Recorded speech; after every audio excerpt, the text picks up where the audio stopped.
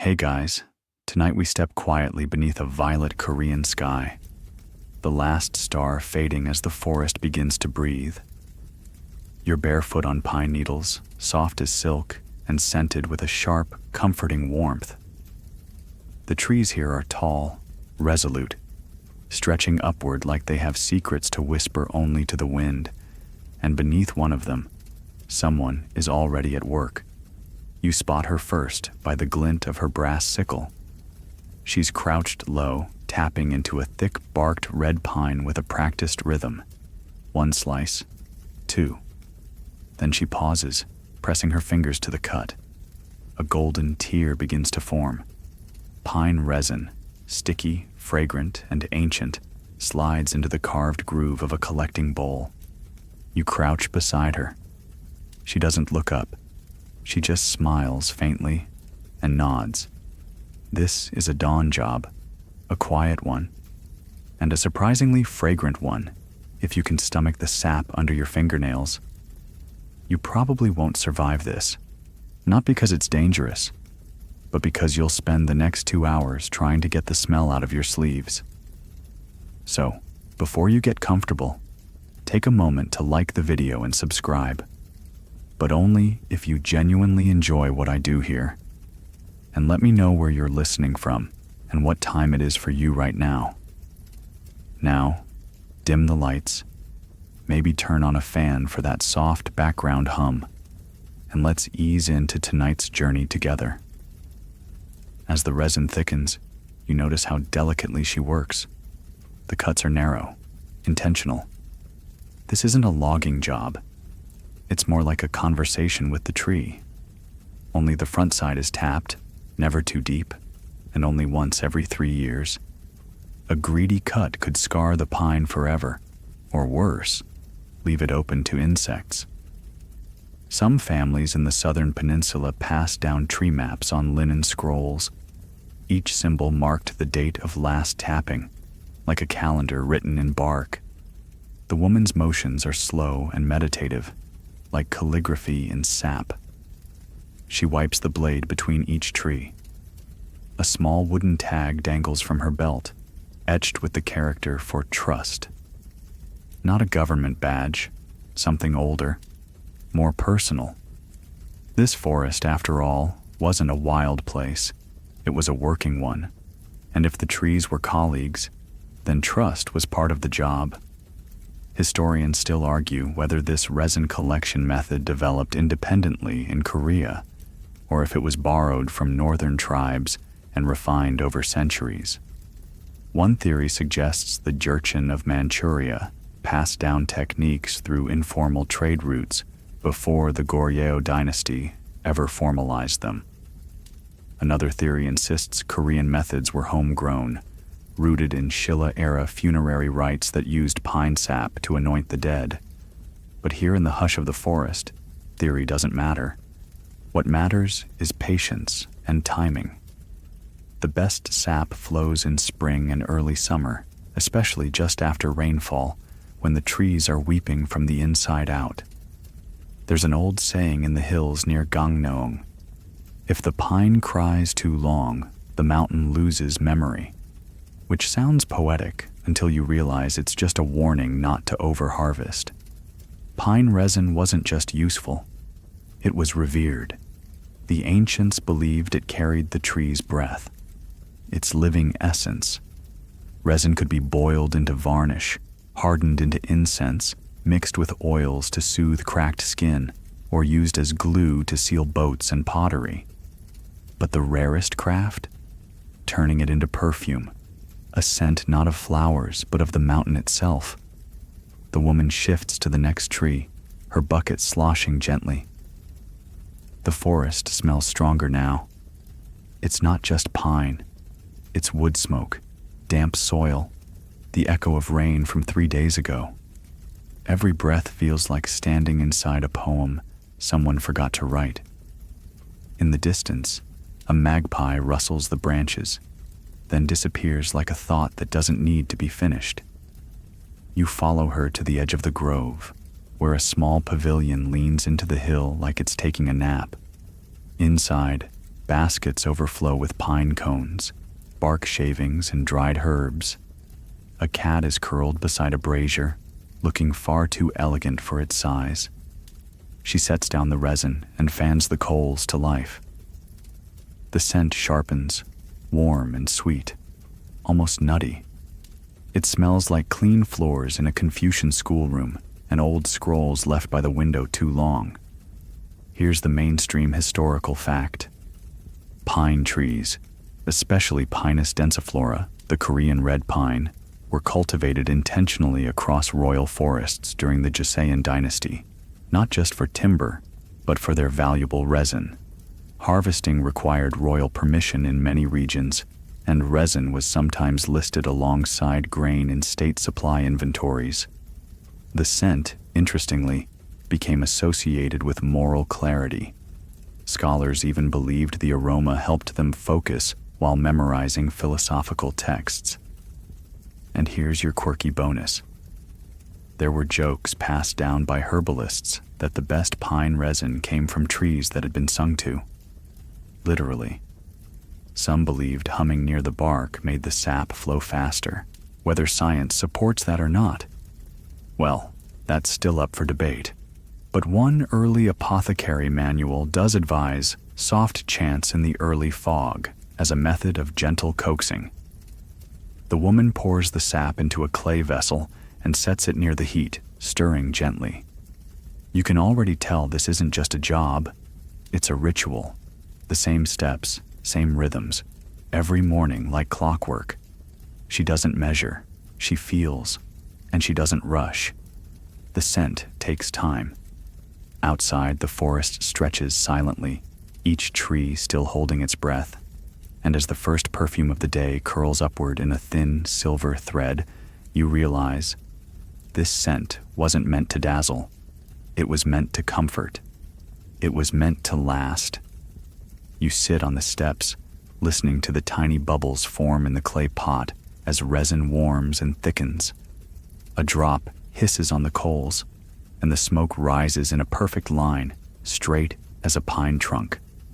The cat sighs. The woman hums again, and in that moment, you're not learning history. You're sitting inside it. You don't leave the forest yet. The woman has stepped away for more resin, leaving you in the quiet company of the trees, the cat, and the steady simmer of pine sap. You lean back against the post of the pavilion and glance upward. The canopy above is shifting gold, sunlight filtered through 1,000 soft needles. Somewhere between dream and daylight, you begin to notice things.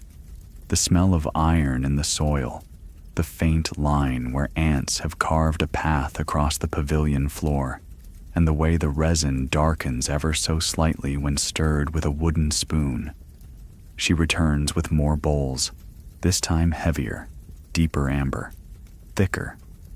She pours them gently into a larger pot and begins mixing in something powdered from a silk pouch. You ask what it is. She lifts the pouch and tips it just enough so you catch a scent. Earthy, sharp, and bittersweet. She says the word softly. Changpo. Sweet flagroot. It doesn't overpower the pine, just folds itself around it, softening the edges. Sweet flagroot is one of the herbs that grew wild along Korean creek banks and was used in everything from shampoos to medicinal baths. The smell is sharp but clean, like a breeze through wet leaves. When mixed with warm pine resin, it mellows into something closer to what you'd call a perfume. Not floral, not powdery, but calm, grounded. Now you begin to understand. This is where the perfume begins. Not in the boiling, but in the balancing. Too much pine, and you smell like a log. Too much root, and it's just medicine. But together, it smells like a memory that never belonged to you, but still feels like home. Historians still debate when pine resin first became associated with ritual cleanliness in Korea. Some argue it began with shamanic practices in pre-Silla times, where pine branches were burned during rites to cleanse a space of spirits. Others tie it more tightly to the arrival of Confucianism, where scent became a metaphor for moral integrity. Clean, upright, enduring. What's not debated is that the pine tree itself became a national symbol. It appears on paintings, on court seals, and in poetry that compares its upright trunk to the ideal character of a noble man. There's even a famous saying, "The pine does not bend, even under snow." Loyal, stoic, pure, and smelling frankly like a very expensive candle. The woman reaches for a long bamboo tube and begins to slowly strain the mixture through layers of fine muslin. The oil drips, drop by drop, into a glazed ceramic bottle. She sets it aside, corks it, and marks the side with a single line of calligraphy. You don't recognize the character. She tells you it's not a name, it's a season, late spring. So she'll know the scent that came from that resin. Each season smells slightly different. There's a fact for that too. In the royal archives of the Joseon court, there are notations that list seasonal pine extractions by district. Northern pines had a colder, more bitter scent, ideal for male officials. Southern pines were warmer and sweeter, used for court ladies or ceremonial use. The records don't say why. Maybe it was superstition. Maybe it was nose tested by a very overworked eunuch with a good sense of smell. You stand and stretch. The scent is stronger now, richer. It clings to your sleeves and your thoughts. You think of pine cones crushed underfoot and long mountain trails that smell like this even in snow. The cat opens one eye, then promptly decides you're not interesting enough to warrant movement. The woman motions you to follow her again, this time down a narrow path that winds between crooked stone walls, toward a gate covered in vines. You walk slowly. The ground is soft here, packed dirt mixed with pine straw. Every step releases just the faintest sound, like brushing your hand through old parchment. The smell lingers, not sharp anymore, settled. As you walk, she tells you a story about a nobleman who once tried to make pine perfume stronger by adding crushed camphor and drying it over hot coals. The scent was bold, too bold. At his next court appearance, the king himself wrinkled his nose. The man was reassigned to grain tax auditing in Jeolla province. The moral of the story, she says with a smile, perfume should whisper, not shout. Mainstream records confirm that scent etiquette was taken quite seriously at court. Strong smells, especially imported ones like musk or frankincense, were seen as excessive. Restraint was fashionable. A person was supposed to smell like they belonged, to the earth, to the trees, to the season, not like someone trying too hard to impress a Mongol envoy. That's part of why pine held its place so firmly.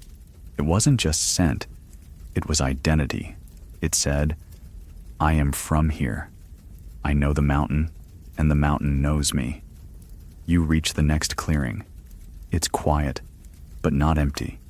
Stone benches line the edge.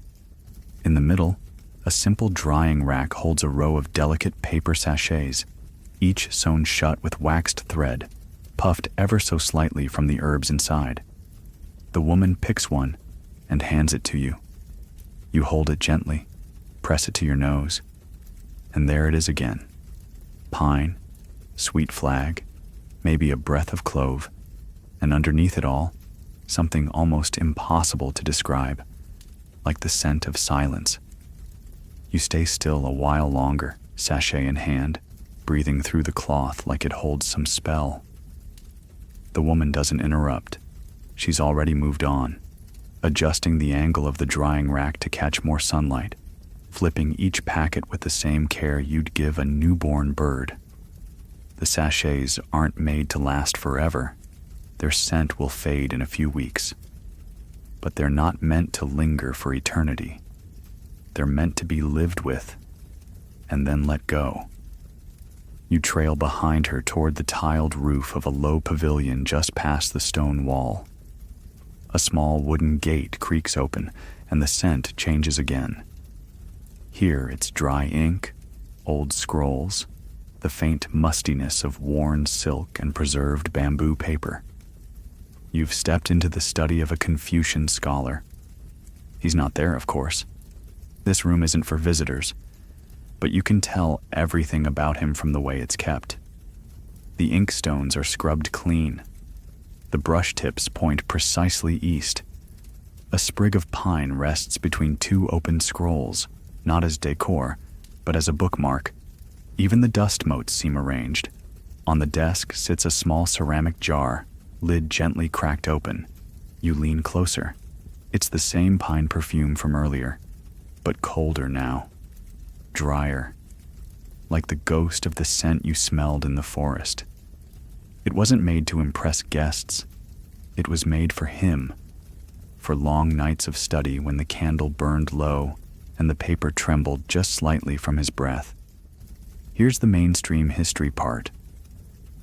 During the Joseon dynasty, scholars were revered as the moral backbone of society.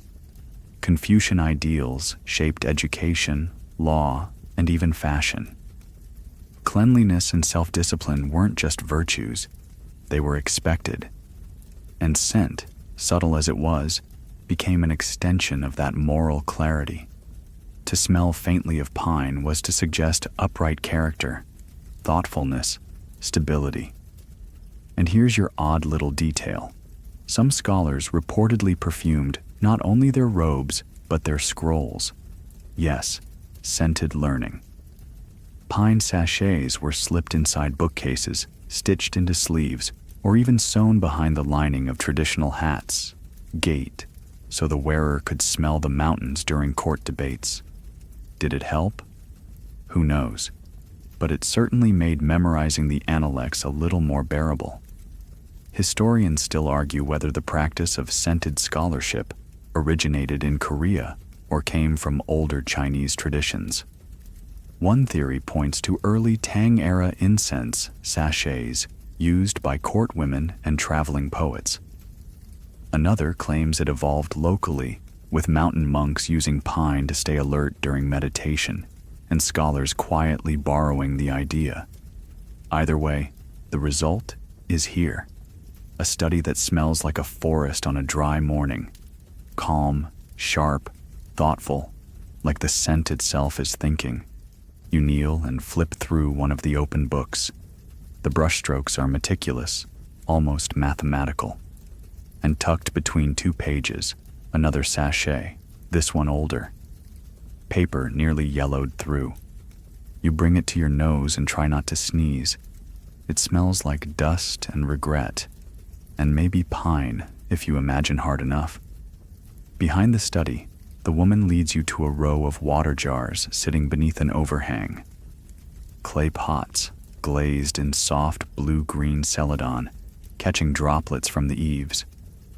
She explains. Before court rituals or poetry gatherings, scholars would wash not only their hands, but their tools. Ink brushes, scroll weights, even paper trays, with water steeped in pine ash and herbs. Not for hygiene, for clarity. Clean tools, clean thoughts.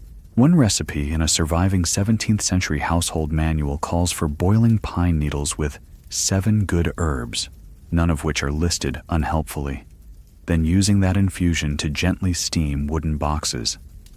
The idea wasn't to sterilize, but to purify, not from dirt, but from distraction. You pick up a brush.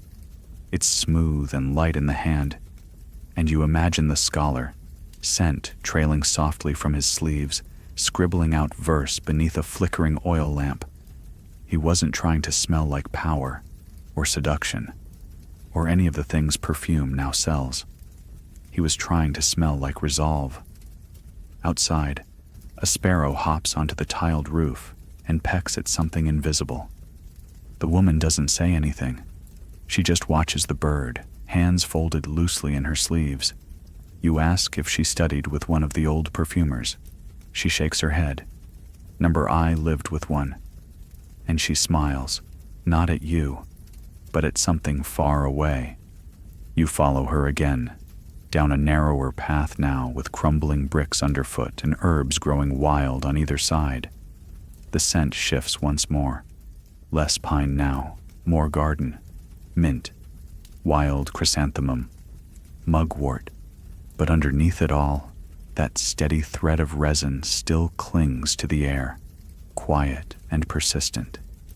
Before you round the next corner, she pauses. They say pine is the only tree that sings in winter, she says softly. Everything else is quiet, but not the pine. The wind goes through it, and it remembers how to speak. You don't reply. What would you even say to that? The path opens into a courtyard, sunlit and silent, with faded tiles and a small wooden stand in the center. On it, a row of robes, men's and women's, white and pale gray, drape in the breeze, their sleeves tied gently with ribboned sachets. You catch the scent immediately. Pine, but sweeter now, mixed with a hint of citrus, maybe dried yucca peel, and something soft and woody. Sandalwood, perhaps, or just old linen. You stand in the middle of the yard, eyes half closed, surrounded by the breath of forgotten seasons, and you think, maybe this is what a memory smells like. Not perfect, not permanent, just familiar and warm. You stay in the courtyard longer than you mean to.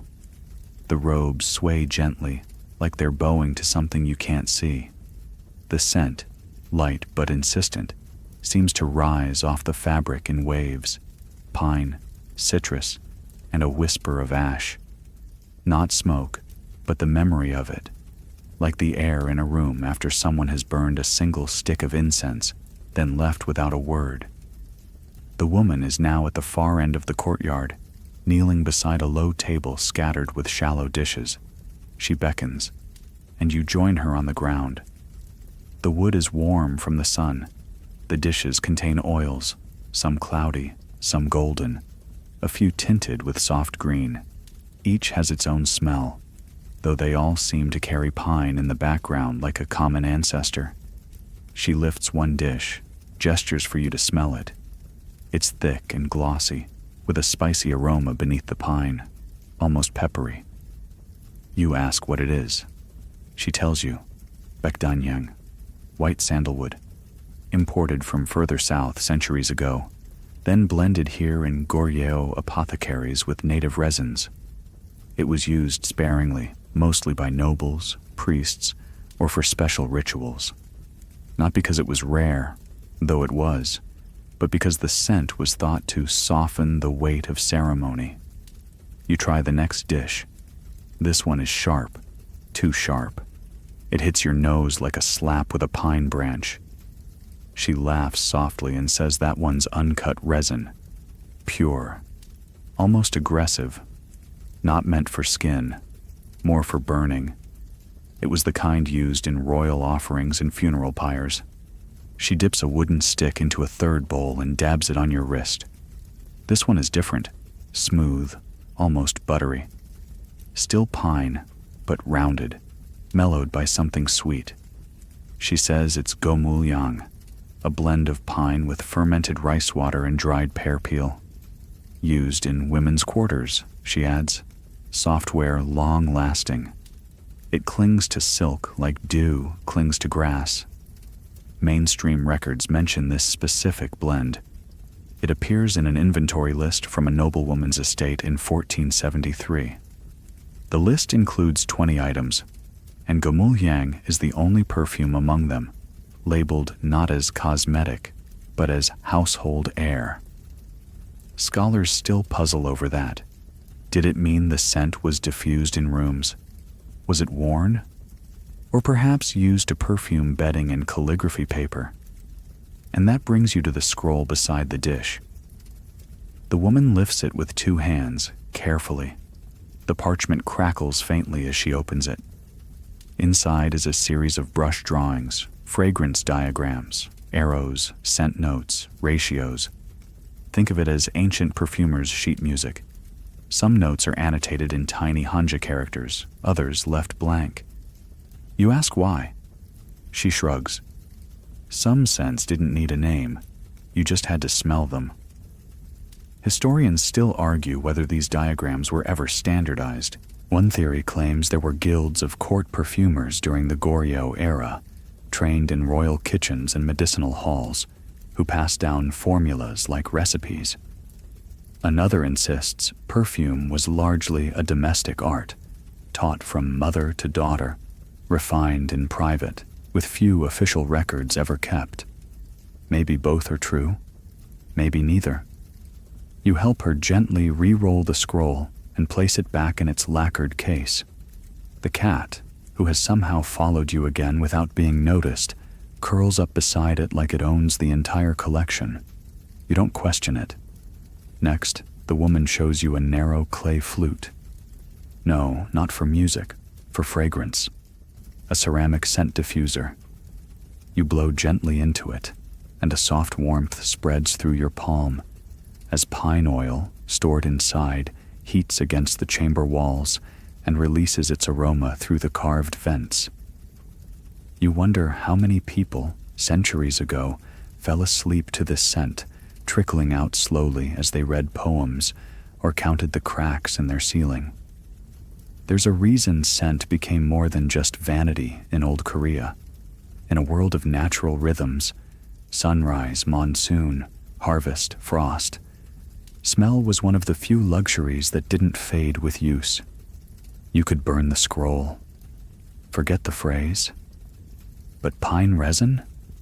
One dab, and it stayed with you. On your clothes, in your hair, in the folds of your pillow. A quiet witness to your whole day. The woman rises, wipes her hands on her sleeves, and motions toward a steep path behind the house. You begin to follow again, this time uphill, your shoes crunching dry gravel and wind slipping through the trees. The scent changes yet again, fresher now, drier, thinner, the smell of elevation. There's a stone marker at the crest of the hill with a pine branch etched into its face. No words, just the image, as if the tree itself signed the place. At the top, you find another structure, a small octagonal hall, walls latticed with wooden frames, windows open to every direction. Inside, silence. No fire, no oil, no perfumes, just air. And yet, the scent is unmistakable. Pine, faint, pure. It lingers in the wood, in the floor, in the seams of the cushions. It's been absorbed into the architecture. You sit. The woman doesn't say anything, just bows slightly and leaves you there. Maybe this was the final lesson, not in blending or naming or harvesting, but in stillness. Pine doesn't have to be collected to be known. Sometimes it's enough to breathe near it, and let it remind you that you're part of the mountain too. A crow caws once, somewhere below. The wind moves through the trees in a hush that sounds suspiciously like someone sighing in relief. You close your eyes. The scent is still there, gentle, deep, almost like memory, almost like sleep. By the time you descend the hill, the shadows have grown longer and the air thicker, sun-warmed and slow. The scent of pine follows you, not as a trail, but like something you've earned. It's in your clothes, your palms, even your breath. And for the first time all day, you catch yourself wondering what you smell like now. Probably like someone who's been hand-stirring sap since sunrise. Not unpleasant, just ancient. You're led through a narrow gate. This one painted a fading red, the kind only sunlight can erase over centuries. Beyond it, you enter a courtyard paved with wide, flat stones, arranged in a deliberate pattern. 3 rows, then a break. 3 more. You ask if it means anything. The woman smiles, only to the one who laid them. This is the perfumer's workshop. It doesn't look like much. A long wooden structure with paper windows and a thatched overhang. But the air here is different, denser, more layered. It's not a single scent, but a tapestry of them. Bitter roots, dried fruit, crushed bark, iron from old tools, and of course, pine. Not raw pine, mature pine, steeped, smoked, softened. Inside, the space is divided by low shelves stacked with ceramic jars, some sealed in wax, some with strings tied around the lids and tiny calligraphy labels attached. You walk past a table where bundles of herbs hang upside down like sleepy bats. One of them looks familiar. Mugwort, perhaps. Another has small red berries and curled leaves, browning at the edges. You don't ask. This is one of those places where names aren't the point. The woman removes her outer robe and ties her sleeves. She's not performing anymore. This is work. She begins unpacking packets of dried ingredients and setting them into a series of shallow bowls. You count at least 12, and that's just for one blend. You sit on a mat near the wall, half in shadow. She lights a narrow clay brazier and places a small iron pot on top. No oil yet. First, she stirs in ground powders, pine bark, dried chrysanthemum petals, clove, and a few flakes of what looks like mica. The scent starts slow, rising in a hush. You breathe in, and you understand something important. This isn't just about making perfume. It's about balance, not just of smell, but of texture, weight, mood. You watch her add a pinch of dried pear skin, then stir, then wait. She tests it not with her nose, but by passing her palm above the smoke, feeling how it lifts. Here's your mainstream fact. During the Goryeo and early Joseon periods, perfuming was considered part of yakhak, or medicinal study.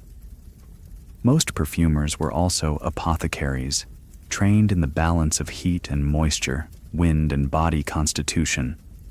Scents were classified not just by intensity, but by temperament, cooling or warming, grounding or lifting, harmonizing or disruptive. A good perfume didn't just smell good, it matched your internal weather. And here's the quirky detail. Some apothecaries swore by using only left-handed stirring for women's blends and right-handed for men's. Something about energy flow. Theories varied wildly. One 15th century record even suggests the direction of stirring affected how long the scent lingered on skin. Science remains unconvinced. Historians still debate how standardized these perfume recipes ever were. Some suggest each family had its own proprietary formulas, guarded like treasure. Others think perfumers traded ingredients and notes regularly, even anonymously, by leaving small scrolls in communal boxes near the herbal markets of Gaeseong, a sort of fragrance pen pal system. The woman adds the final touch, a drop of pine oil from the morning batch. It vanishes into the mixture like ink into water. She stirs once more, then pours the liquid into a long-handled ladle and begins to slowly strain it through silk into a glazed ceramic flask. The entire process has taken nearly an hour, and that's just one bottle. You ask if she sells them. She shakes her head. Number their scent. You don't press. Maybe it's for nobles, maybe for temples, or maybe for someone who once promised to write but never did. She hands you a small linen square. Dotted in the center is a tiny drop of the finished perfume. You press it to your wrist. The scent hits in layers.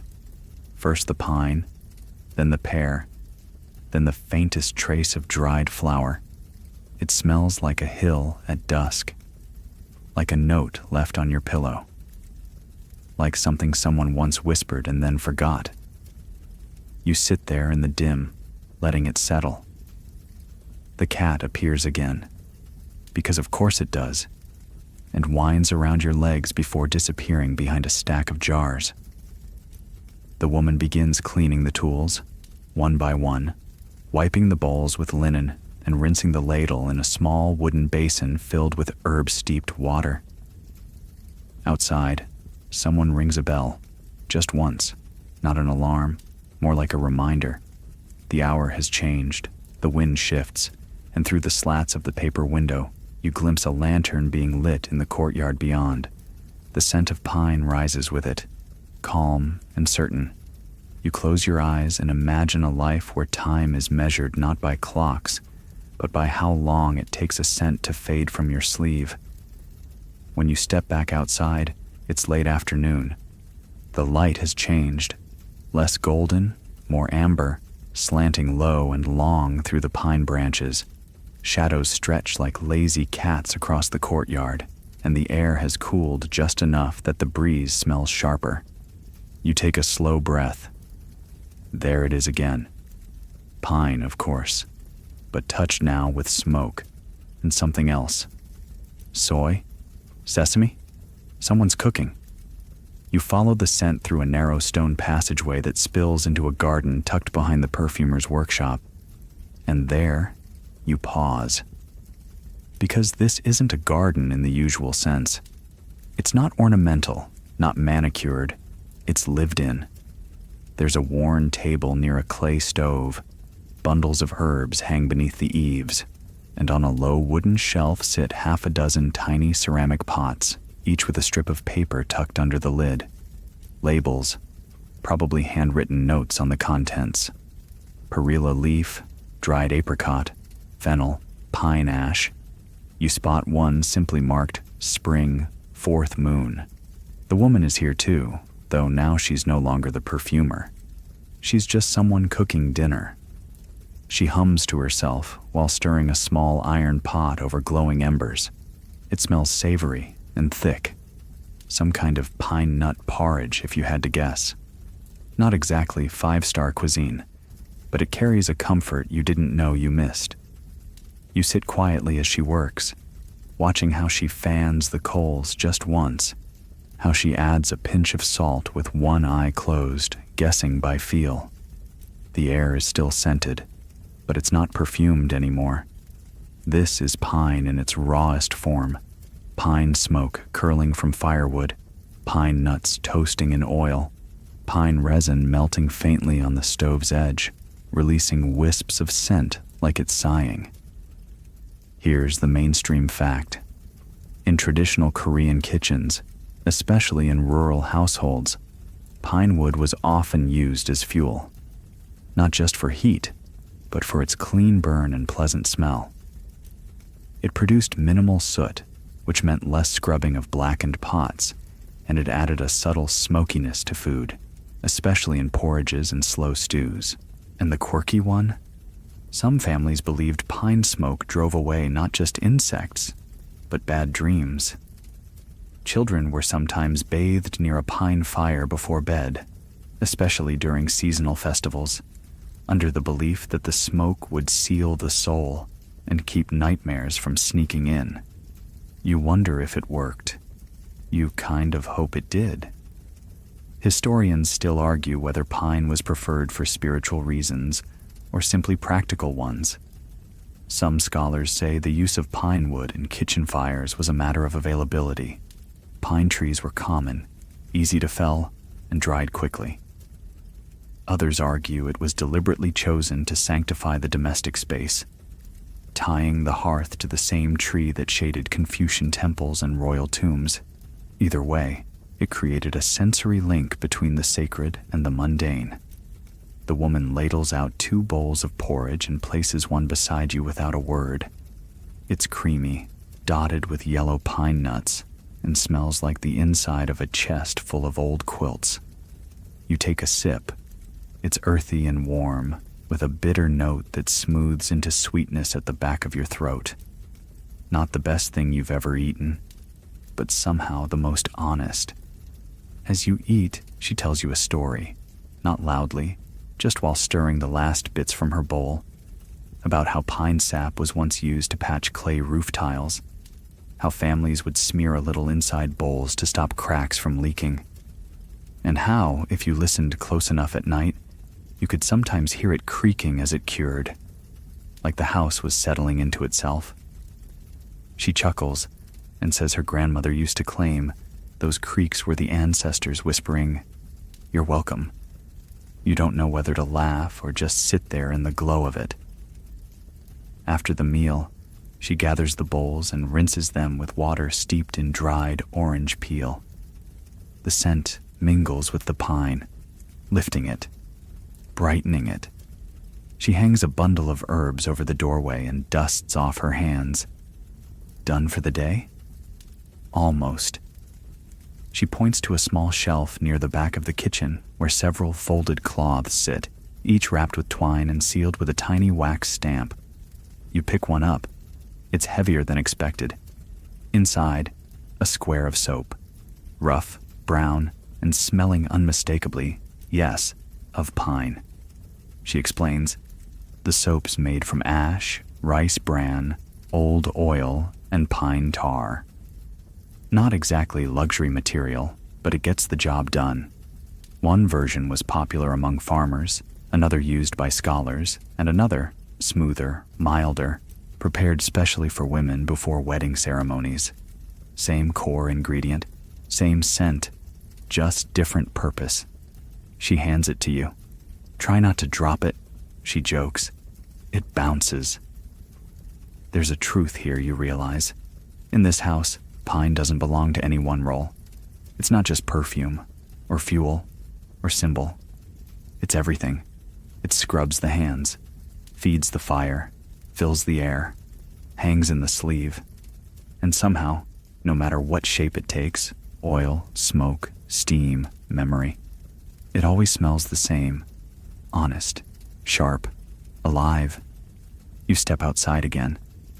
The light is dimmer now, but the smell is even stronger, as if the whole house is exhaling. You close your eyes. Somewhere nearby, someone is lighting a lamp. The wind changes direction, and for just a moment, everything smells like home, even if this one isn't yours. The path you walk next is lined with stones, but not laid for comfort. They're uneven, worn by decades of passing feet, and your sandals knock against them in a rhythm older than any song you know. On either side, tall pine trunks rise, their roots bulging from the earth like the backs of old hands. Above you, needles whisper with the breeze, not rustling, whispering. There's a difference. The woman walks ahead without hurry. She's holding a lantern now, though it isn't dark yet. You suspect it's more for ritual than visibility. At a fork in the path, she turns sharply left toward a lower, shaded valley. And that's when you first hear it. A low, bubbling sound, not a stream. Something more contained. As you round the bend, you find it. A rectangular stone pool, carved into the slope like a forgotten bath. The water inside is clear, with pale yellow petals floating across the surface. Steam curls off its edges. At first you think it's a hot spring, but no, it's smoke. Faint, fine, pine-scented smoke drifting upward from just below the surface. It's an incense bath. The woman kneels and removes the stone cover from a small hollow near the base. Inside, a slow-burning cone of pine resin and dried cypress, smoldering inside a clay cradle. The smoke filters through channels beneath the pool, warming the water gently and carrying the scent with it. She dips a hand into the pool. You do the same. It's not hot, just warm enough to relax your knuckles. The water smells like sap and sunlight, and the color amber turned into mist. Here's your mainstream history. Incense bathing was a practice recorded as early as the Goryeo dynasty, mostly reserved for upper classes or Buddhist temples. Unlike full-body immersion, it often involved steaming just the feet and hands in scented water, believed to promote circulation, calm the spirit, and, in more romantic circles, preserve one's inner clarity. And the quirky bit? Some bathhouses added pine-scented steam not for health, but to test perfume blends. They'd fill the air with one scent and walk through it, fully clothed, to see how it clung to garments. If it faded too fast, the formula was scrapped. If it lingered gently, like someone's presence after they'd left a room, success. Historians still debate the primary purpose of these baths: ritual, relaxation, scent testing, or maybe all three. The records are vague. A royal servant's diary from 1502 describes one bath as smoke that kneels on water. That's all. No temperature, no recipe, just poetry. The woman offers you a small cloth dipped in the water. You press it to your face. The steam soothes, yes, but more than that, it erases noise, tension, whatever questions you came here with. They dissolve. You sit beside the pool, half leaning against a tree, and watch her add more petals to the water. Dried magnolia, this time. She doesn't stir them, just lets them float. She tells you that in older times, people would steep pine resin in vinegar and leave it by the door to keep away illness. The scent was thought to trap bad spirits in its sticky grip. Even ghosts dislike resin on their feet, she says, half joking. Then she pauses. But some come anyway. There's silence after that. Not an awkward one. Just the kind that happens when there's nothing that needs saying. Eventually, she stands and gathers the supplies, carefully snuffing the incense cone and covering the hollow with a stone. No smoke escapes. She does it quickly, precisely, like she's done it 100 times, maybe 1,000. The walk back is slower, not just because the path is uphill, but because the light is falling now, thin and peach-colored, like the world is slipping under a silk sheet. The breeze has cooled. The scent has shifted again. Pine? Yes, always. But now mingled with night air and the faint breath of warm tiles cooling under the stars. Back at the house, lanterns glow in soft orange pockets against the dark. The courtyard is quiet. The wind picks up just enough to lift the corners of hanging sachets strung between posts. You catch glimpses of old brushwork on them, characters that mean calm, return, breathe, words that don't shout, words that know when to wait. You follow the woman through a side gate and into a room you haven't seen before. It's narrow, long, with shelves that run the full length of the wall. On them, rows of ceramic jars, each labeled with a season and a year. Some are cracked, others pristine. She doesn't explain. She doesn't have to. She removes one jar from the shelf, cradles it in both hands, and sets it on a low table. Inside, a waxy block wrapped in rice paper.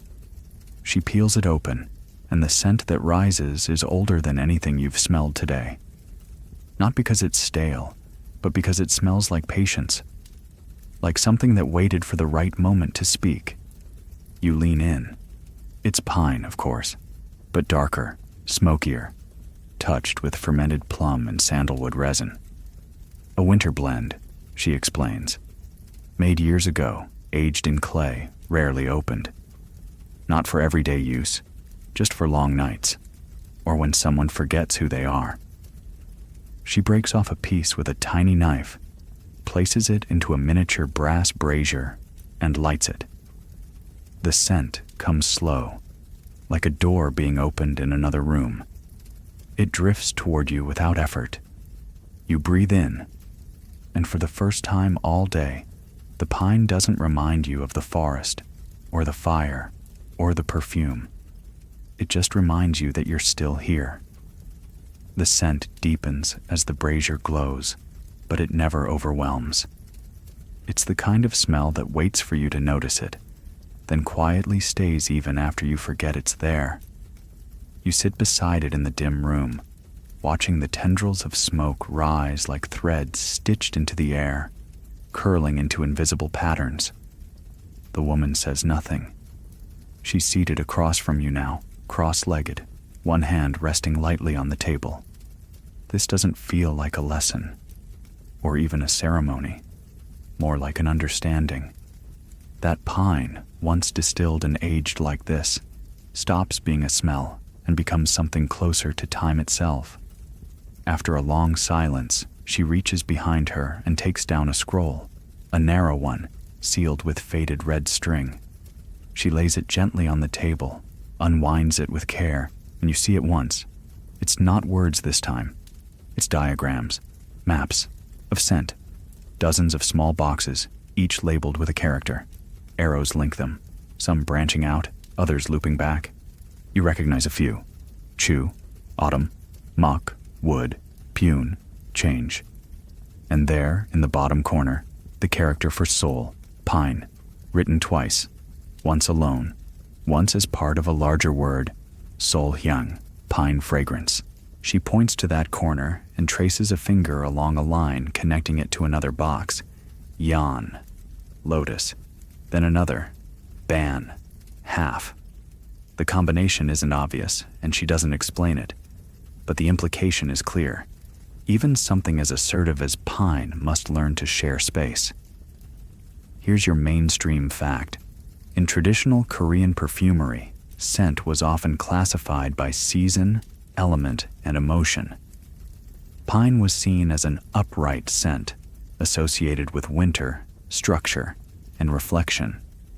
But to blend it effectively, it had to be softened or accompanied by a more transient note. Otherwise, it would dominate, refuse to evolve. And here's the fringe belief. A small sect of fragrance theorists in the late Joseon period believed pine resin could be trained. Yes, trained. That it responded to music, to spoken poetry, even to how it was bottled. Some scrolls even describe pine oils developing moods based on storage conditions. Historians mostly laugh this off. Mostly. She continues unrolling the scroll. More branches, more characters. And you start to see the shape of something stranger, a scent philosophy, not about ingredients, but about relationships. Pine doesn't stand alone. It responds to water, to memory, to other scents, to time. Historians still debate whether these scrolls were used practically or philosophically. Were they meant to guide actual blends, or were they metaphors, teaching patience, harmony, restraint? A perfume wasn't just about what smelled good. It was about what fit the moment. The woman rolls the scroll back up and sets it aside. Then she opens a drawer beneath the table and removes a small wooden box. Inside, sachets, old ones, yellowed, creased, some torn at the edge. She hands you one. You hold it carefully. It's lighter than it looks. Inside is something dry, powdered resin, maybe a hint of dried blossom. You bring it to your nose and inhale. You're not in the room anymore. You're on a road in autumn, walking beside a river, the wind lifting your sleeve as you pass a stone bridge. You smell pine smoke from a distant chimney. The sachet doesn't take you to a memory. It gives you one you never had. She watches your face, smiles slightly. That one was meant for travel, she says, to remind someone where they came from. You turn the sachet in your hand and notice faint brushwork on the cloth. A poem. Just 4 characters. Solhan, Myunghwa, pine cold, bright flower. That's it. A pairing. A feeling. A kind of scent logic, if you will. There's a shelf in the back of the room, lined with wooden tiles, each one labeled. You walk over and tilt your head. These aren't scent ingredients. They're destinations. Mountain temple, seaside in fog, grain market after rain, first night in exile. Each one, presumably, has a matching fragrance blend. You ask how many she's made. She shrugs. Maybe 100, maybe more. I stopped counting after I started remembering them by scent instead of name. She pulls one down. New Year morning.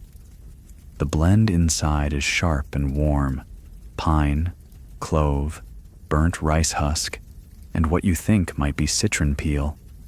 It smells like laughter before daylight, like wearing your best robe when no one is around to see it. She places it back carefully. The brazier is still glowing. The smoke now is thin, faint, nearly gone. But the scent lingers. Not in the air, in your hair, on your sleeves. You touch your wrist where she dabbed the earlier blend and realize, faint as it is, it's still there. That's the trick, isn't it? Pine doesn't chase you. It waits. And then, when everything else has faded, it taps you on the shoulder and says, "Still here." You sit quietly as she lights a new incense coil and places it in a corner holder shaped like a lotus. The smoke rises straight at first, then curves slightly left, like it too has learned to bend. You lie back on the floor mat, no cushion, just woven reeds. But it feels soft somehow. The scent curls above you, and without realizing it, you begin to catalog not smells, but feelings. The pine you smelled in the forest? That was curiosity. The one in the sachet? Longing. The one from the scroll blend? Stillness. You think, maybe perfume was never about scent at all. Maybe it was just the most polite way of remembering. You wake, or maybe you never really slept, to a change in the room. Not a sound, not a movement, but a shift in air, like a page being turned in the dark. The incense coil has burned halfway down. The glow from the brazier is faint now, like a firefly giving one last flicker before disappearing. But the scent, pine, layered with ash and something slightly sweet, is still there, anchored to the floorboards and your sleeves, and maybe even your bones. The woman has stepped away, but she's left the door open. Through it, the courtyard lies in half light, blue and silver under a rising moon. You sit up, stretch quietly, and follow the trail of soft footfalls to a smaller building near the back. This one's built low to the ground, barely tall enough to stand in. The roof is mossy, the windows shuttered. She pushes the door open with the side of her hand and steps inside. You follow. The room smells different. Still pine. Always pine. But this is older. Mustier. Mixed with wax, parchment, dry cedar wood. The scent of things that haven't been disturbed in a very long time. She kneels before a wide cabinet with latticed doors and unlatches them slowly. Inside, shelves lined with bundles of letters, tied in silk, wrapped in paper, some with broken seals. She slides one bundle out and sets it gently on the table. Love letters. You can tell before she says it. The handwriting. The paper, softened at the corners by thumbprints and time. The slight shimmer where ink bled through from tears or weather. These aren't the cold, clipped documents of bureaucrats. These are words someone needed to say, and hoped someone would keep. She hands you one, still sealed. The paper smells faintly of oil and wax, and underneath it, something more elusive. Pine. But not from a tree or a vial. It's from a person, a sleeve, a moment. It's the scent of someone trying to be remembered. You open the letter. There's only one line. Come in spring. The pine will still be here. I don't know if I will. You fold it back with quiet care. Mainstream historians acknowledge that scented letters were a documented tradition in the later Joseon period, especially among aristocratic women. They perfumed their correspondence with delicate sachets tucked inside the folded paper, or with a fingertip dipped in oil and brushed across the margin. It wasn't just for aesthetics. Scent was memory. It turned a letter into a visit. And the quirk? Some women wrote notes entirely in scent, not a single word, just a blank page that smelled like camellia, sandalwood, or pine. Their meaning, historians suggest, was understood by the recipient, either through shared knowledge or shared longing. a kind of olfactory shorthand for "I miss you." Historians still debate the validity of these unscented letters.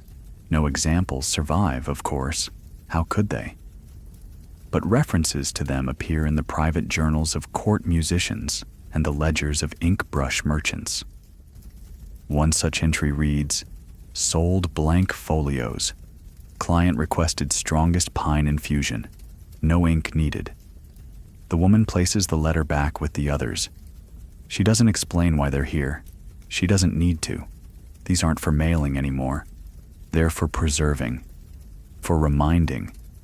She opens another drawer and pulls out a fan, wooden ribs, paper leaf, painted with a simple pine branch. When she flicks it open, the scent releases instantly, like something waiting to escape. You lean in. Pine, of course, but this one is tinged with plum blossom and, oddly, charcoal. She smiles and explains. In the colder months, when fires were lit and windows stayed shut, the scent of pine sometimes mixed with the ink smoke from calligraphy practice. It wasn't intentional, but it became familiar. So some fans were deliberately infused with both, so even in summer, the scent of winter study would linger. She fans herself once, then offers it to you. You take it gently. The breeze it makes is soft, almost private. And the scent? It doesn't hit you all at once. It unfolds. First the pine, then the faint sweetness of blossom, then the smoky finish, like paper left too close to a candle. You realize now, pine isn't just one smell.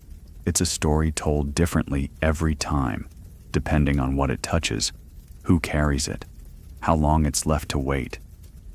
You spend the rest of the hour with her cataloging these scent memories. She shows you robes worn by temple scribes, still faintly pine-scented from incense kept in their scroll cases, hairpins made of red pine wood, smoothed by decades of hands, a flute, lacquered with pine sap, that once belonged to a traveling musician. It still smells like wind and resin and worn silk. And then, last of all, she takes down a bundle of cloth bound in string.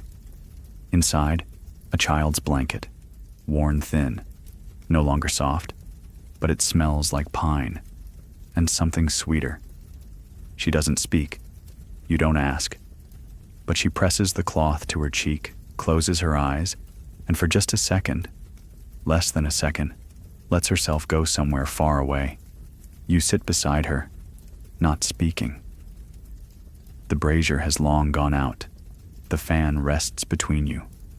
And though the room is still, the scent of pine lingers like the last note of a lullaby.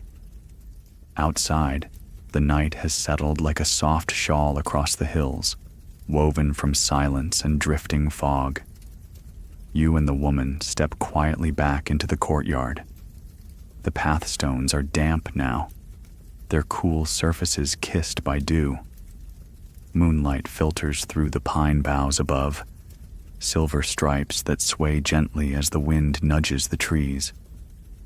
She pauses at a stone basin near the door and pours water from a ceramic jug over her hands. The water is lightly scented. Pine needles float on its surface. You do the same, and as the coolness trickles between your fingers, you smell it again. That quiet, ever-present scent of resin and clarity. Not perfumed, not fancy, just true. She motions toward the main hall. A soft glow comes from within, lantern light. You step through the doorway and feel warmth immediately. Not heat, exactly, but presence. The way an old room carries a rhythm of the people who've lived inside it. There are mats arranged around a low table. On the table, 4 small bowls. Tea steaming faintly. She pours without a word. The teapot is carved from dark red clay, its surface worn smooth with years. The tea is pine needle infusion, solop cha. Faintly bitter, slightly citrusy, and green in the way a hillside is green before it blooms. Mainstream history tells us pine needle tea was a staple in mountain villages, prized for its vitamin content and believed to support longevity. Monks drank it during meditation fasts. Soldiers carried dried bundles of needles to brew in field pots. Some say Admiral Yi Sun Sin drank it before battle. Whether for strength or symbolism, no one agrees. The quirky part?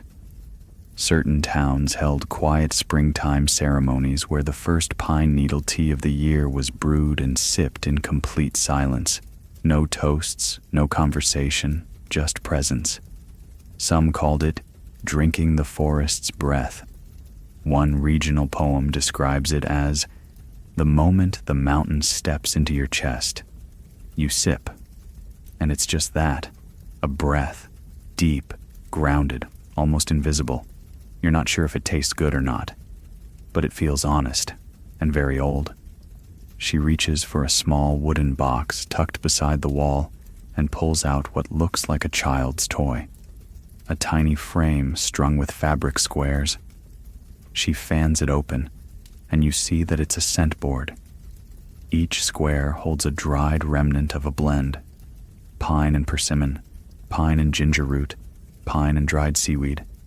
Yes, even that. You sniff each one slowly. Some are sharp, some mellow, some downright confusing. One smells like burnt rope. She laughs. That one was a mistake, she admits. We were trying to recreate the smell of a lightning strike.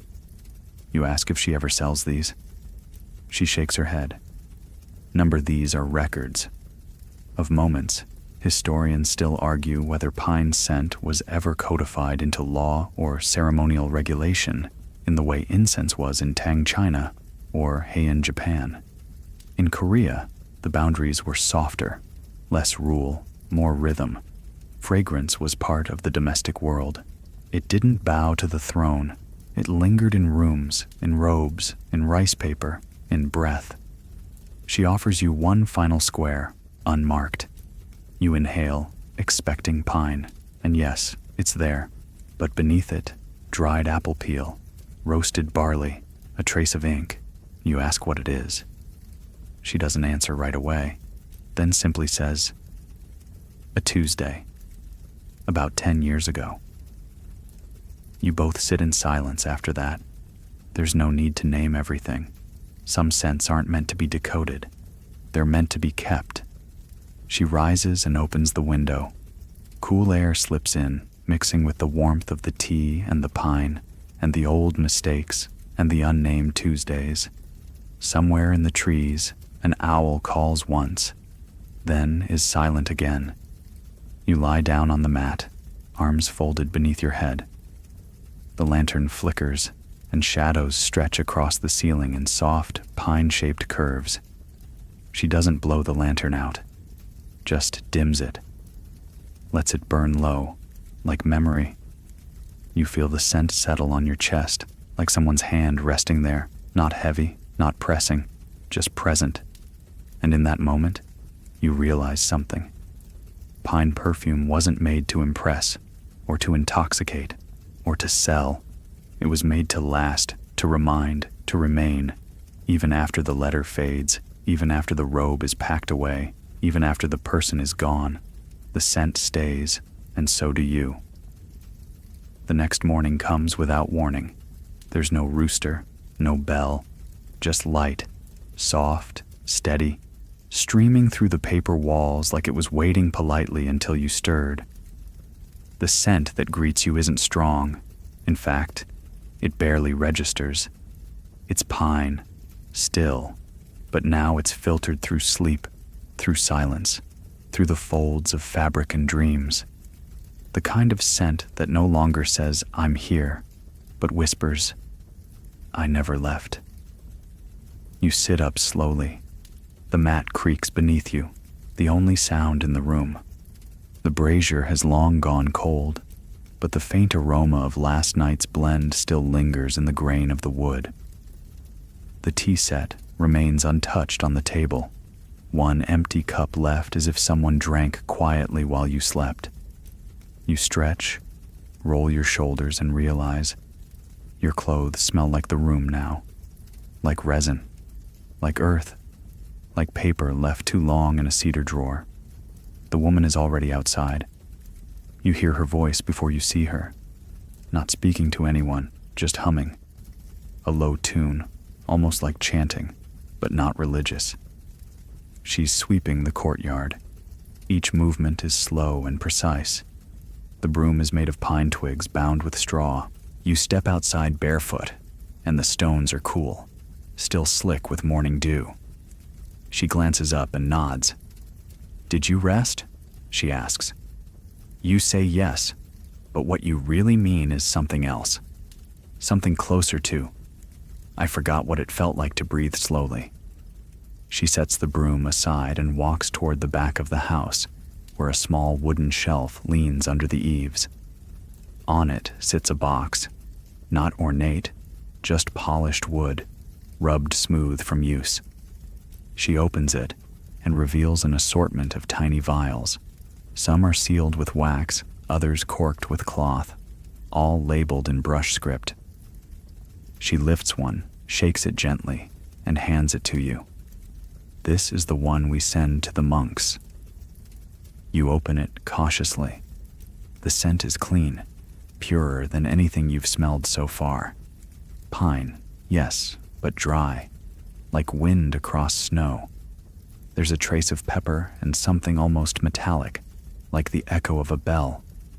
She explains, it's used during winter meditations in mountaintop temples, dabbed onto stone altars or dropped into lantern oil. Mainstream sources confirm that pine scent was often present in Buddhist rituals, not just as incense, but infused into meditation halls themselves. Some temples burned pine needles in low braziers to keep insects away while purifying the air. In harsher months, monks would press sachets into their sleeves to stay mentally alert during long silences. And the quirk? A monk in the 17th century once wrote that the scent of pine helped him hear the silence more clearly. That's it. No theology, no mysticism, just a clean, pine-scented space between thoughts. Historians still argue over how widespread this use was. Was it spiritual, practical, symbolic? Maybe it didn't matter. Maybe some rituals don't need reasons. They just need to work. You follow the woman as she opens another bottle, this one labeled with just a single character. J.O. Morning. It smells warmer, like pine softened with barley and ginger, blended to mimic sunrise. She dabs a drop on each wrist, then offers it to you. You accept. The oil is almost weightless, but it anchors you to the air around you, as if time has thickened. She nods approvingly. Now you're ready. Ready for what? You don't ask. She turns and leads you to a shed near the orchard wall. Inside, a collection of tools, not farming implements, but carving knives, brushes, bottles of ink, bundles of fabric, and in the corner, rows of small pine wood boxes, handmade, rough, but beautiful. She selects one and opens it. Inside, nothing. Just a lining of pressed cotton, faintly perfumed with last year's blend. She holds it toward you. For travel, she says. Everyone leaves eventually. Better to carry the right memory. You take the box with both hands. It's light, but you feel the weight of it anyway. She begins packing it. A small sachet, a vial of the Joe blend, a folded square of scented rice paper, one fan, lacquered and plain, and beneath it all, a scrap of linen stitched with a pine branch in faded thread. When she closes the lid, the scent traps itself neatly inside. There's no ceremony, no farewell, just the scent of pine and the knowledge that you now carry part of this place with you. As you prepare to leave, she presses something into your hand, a wax tablet carved with a pine needle design and a character you recognize. G. Breath. It will fade, she says. Let it. That's how you know it mattered. You walk back through the pines alone. The morning is cool, The forest quiet, but the scent doesn't leave. It clings not like perfume, but like memory. Not loud, not urgent, just there. You pass the place where sap was gathered, where tea was shared, where smoke curled through letters, and realize that each step smells the same now, like something that was once wild, then made into something gentle. You turn one last time. She doesn't wave. She just stands there, in her doorway, arms folded in her sleeves, eyes steady, surrounded by a scent that will remain long after the world forgets her name. The pine path winds back the way you came, but it feels different now, like you've crossed some invisible threshold. The forest is the same, technically. The same trees, the same uneven stones, the same breeze threading through the needles above. And yet, every scent that meets you feels more pronounced. Not because it's changed, but because you have. You reach a bend in the trail where a flat rock sits half covered in moss. It's warm in the sun, and without thinking, you pause and sit. From here, the house is gone, hidden, but the air still carries it. A ghost of pine smoke, a floral note you can't place, the faintest sweetness of ginger. It's like catching the end of someone's perfume in a room long after they've left. You rest your elbows on your knees and just breathe. The birds are louder now. A woodpecker knocks a staccato rhythm somewhere in the distance. A squirrel chatters, outraged by something trivial. And through it all, the scent of pine just waits, like a thread pulled quietly through the entire landscape. In your lap, the pine wood box is still sealed. You run your fingers along the edges, the smooth grain, the carved lid. You think about opening it, but you don't, not yet. There's a kind of magic in waiting. And then, you remember something. A story the woman told earlier, in passing. She said there once lived a man who tried to invent a perfume that didn't fade. He used pine resin, of course, aged and filtered, and added crushed amber, powdered silver, dried plum blossom. For weeks, he boiled and blended, tweaking the formula until finally it was perfect. He wore it proudly to a gathering, expecting praise. No one said anything, not because it wasn't fragrant, but because it never changed. From morning to midnight, it smelled the same, flat, lifeless. The man was devastated.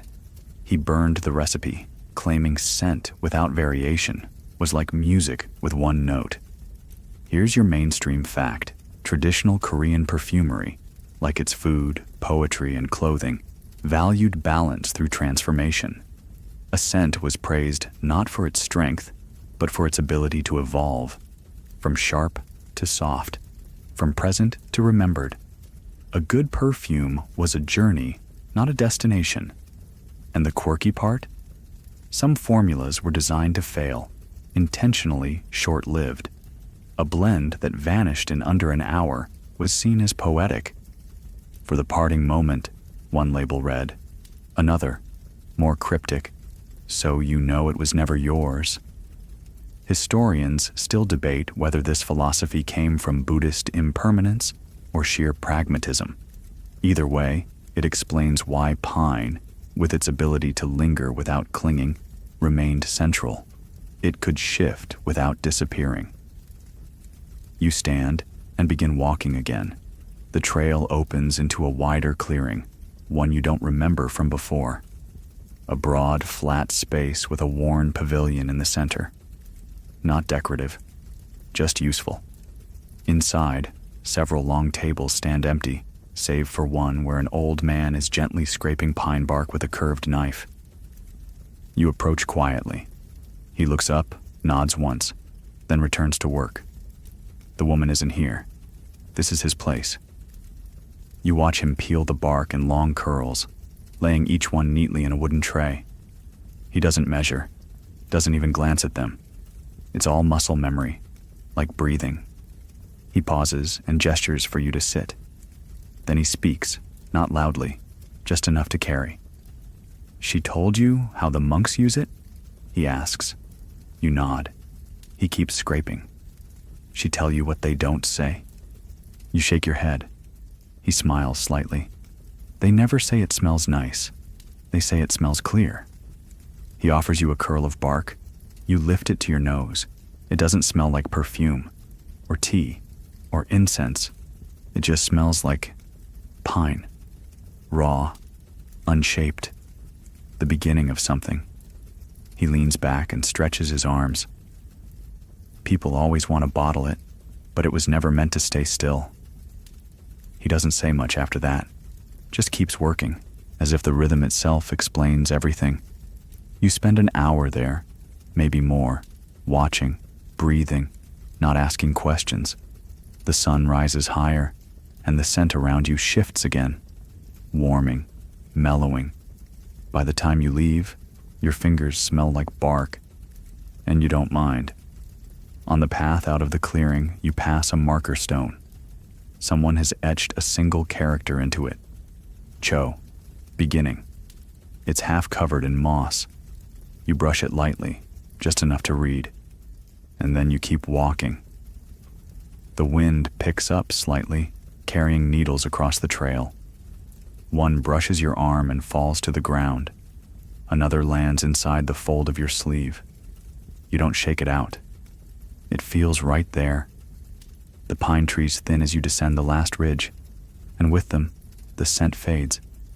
Almost, but not completely.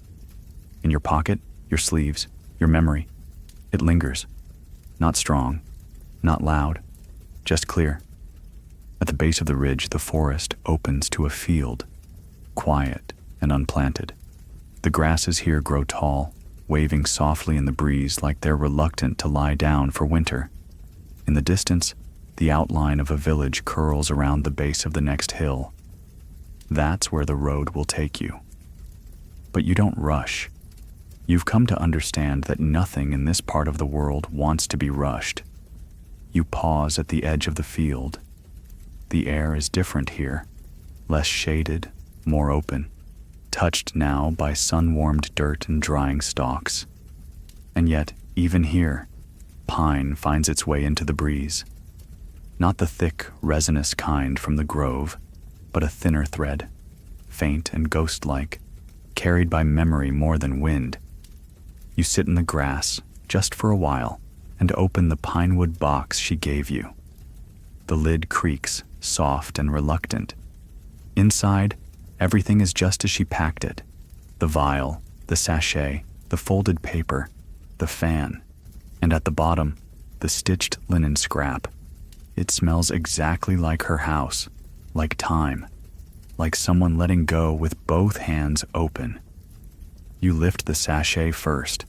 It's still cool to the touch. The scent is muted now, having settled in the folds. You press it to your nose and close your eyes. For a moment, the entire journey condenses into one inhale. The hillside path, the garden stove, the incense bath, the letter you didn't write. And then it fades, like all good things do. Not gone, just less. Mainstream records describe sachets like these as soft keys. They opened doors to memory, to comfort, sometimes even to grief. Women tucked them into hairpins before wedding ceremonies. Men slipped them into sleeves before leaving home. Children carried them during exams, stitched with luck. Sometimes they returned home with the scent faded. Sometimes they didn't return at all. And here's the oddity. One preserved family letter from the 18th century includes instructions for sachet making, but ends with a warning. Do not make it too strong, or it will feel like someone is following you. Historians still argue what that means. A joke? A superstition? Or simply the idea that a scent too heavy will outlast its welcome? You put the sachet back and lift the folded paper. It's blank at first, but as you unfold it, you see the faintest imprint of oil, a dab in the corner, shaped almost like a fingerprint. You bring it to your nose. Pine, but softened with something else. Ginger, or maybe orange peel. You think about what she said, that some letters were sent without words, that the scent was the message. You breathe in and wonder what this one says. Maybe, remember me. Maybe, this is how the house feels when it's raining. Maybe it doesn't say anything at all. Maybe it just stays. You tuck the paper away and open the fan. It's plain. No poem, no brushwork. Just clean lacquer over pine slats, the grain still visible in the light. When you open it, the scent releases. Not strong, not sweet, but grounded, like dry steps across a wooden floor. You wave it once, and the air around you shifts, just slightly. You hold it open, letting the wind pass through. It doesn't fight the breeze, it joins it. The final piece is the vial. You uncork it carefully, unsure if you're supposed to use it or simply smell it. The oil is pale, almost colorless, but its scent is deep. Pine at dusk. Not the bright golden kind. This one is darker, layered with old leaves, old words, old endings. You dab a single drop on your wrist and let it sit. It doesn't bloom fast. It walks in slowly, like someone entering a quiet room. You don't chase it, you wait. And then it's there. You sit in the grass with the box beside you, and your wrists faintly scented. The wind rolls over the field, bringing with it the earthy scent of soil and something faintly smoky, maybe a cooking fire from the village ahead. It mixes with the pine on your skin, just enough to make you remember that scent never lives alone. Here's one more fact. Pine resin has been used in funeral rites across Asia for centuries, not because it masks death, but because it reminds the living. The scent doesn't erase grief, it dignifies it. The quirky side? In some regions, people believed that pine resin held the memory of the fire, that even after the flame was gone, the scent carried its shape. That's what you think this is now. Not perfume, not decoration, just the shape of a fire that once warmed a place you'll carry forever. You close the box, not because the moment is over, but because it's complete. The road to the village is straight. The sun is higher now, and the sky is a shade paler than you remember. But the pine doesn't leave you. Not in your hands, not in your sleeves, not in the soft hush behind each breath. It just walks with you, quiet, constant, like a song without chorus. The village comes slowly into focus, as if it's being painted as you walk toward it. Low rooftops, curved in the traditional eaves, gently nudging the sky. Chickens murmur in alleyways. A cart creaks somewhere to the right. And through it all, the faint, unmistakable trace of pine weaves through the air, not from the trees this time, but from people, their doorways, their clothes, their lives. You pass a woman rinsing fabric in a wooden tub. She sings to herself as she works, and hanging beside her on a rope strung between two posts are 3 sachets drying in the sun. The breeze lifts them slightly. The scent reaches you before you even step closer. Pine again, but light, younger, as if it hasn't learned how to linger yet.